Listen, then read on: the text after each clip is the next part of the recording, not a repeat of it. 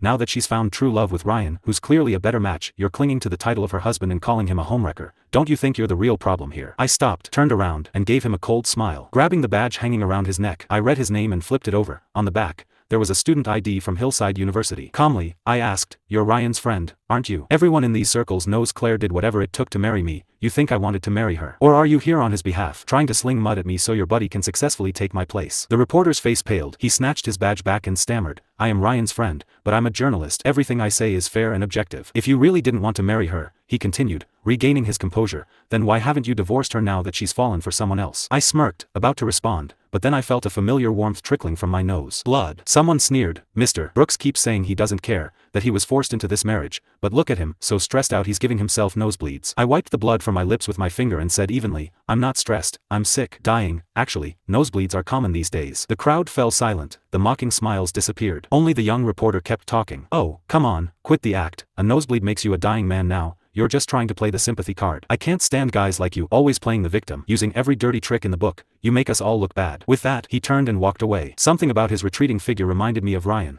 Both left the same sour taste in my mouth. The video of me surrounded by reporters quickly made its way onto trending news. Claire responded publicly later that day, saying, "I will never divorce my husband. Please stop bothering him." That same afternoon, Ryan's journalist friend was fired. Online, though, the backlash against me only grew. "This guy is disgusting. If he didn't want to marry her, why did he? No one held a gun to his head. And he claims to be her first love. Please, he's just a gold digger." Claire defends him so much, I'm jealous. He dumped her for money back then, and now he's sticking around for the same reason. All this talk about not wanting the marriage is just him playing the victim. Yeah, he's trying to act noble while still reaping all the benefits. Hypocrite. Amid the hate, one comment stood out. "Why don't you all shut your mouths? If you don't know the truth, stop talking." People immediately swarmed that account, demanding to know the truth. The truth was as cliché as it gets. That year, my mom was diagnosed with a terminal illness. The doctors said it was genetic. Not only was I doomed to eventually face the same fate, but if I ever had kids, they were likely to inherit it, too. The day my mom fell ill, she bled so much from her nose that the floor was covered in red. She lost so much blood that she slipped into a coma for 3 days. When she woke up, the first thing she said was, "Isaac, you need to break up with Claire." I stared at her, dumbfounded, and whispered, "Mom, she won't care about that." I wasn't sure if I was trying to convince her or myself. My mom gently held my hand, nodded, and said, "I know, she's a good girl." She paused, then smiled faintly. "You two have been together since high school. Every morning,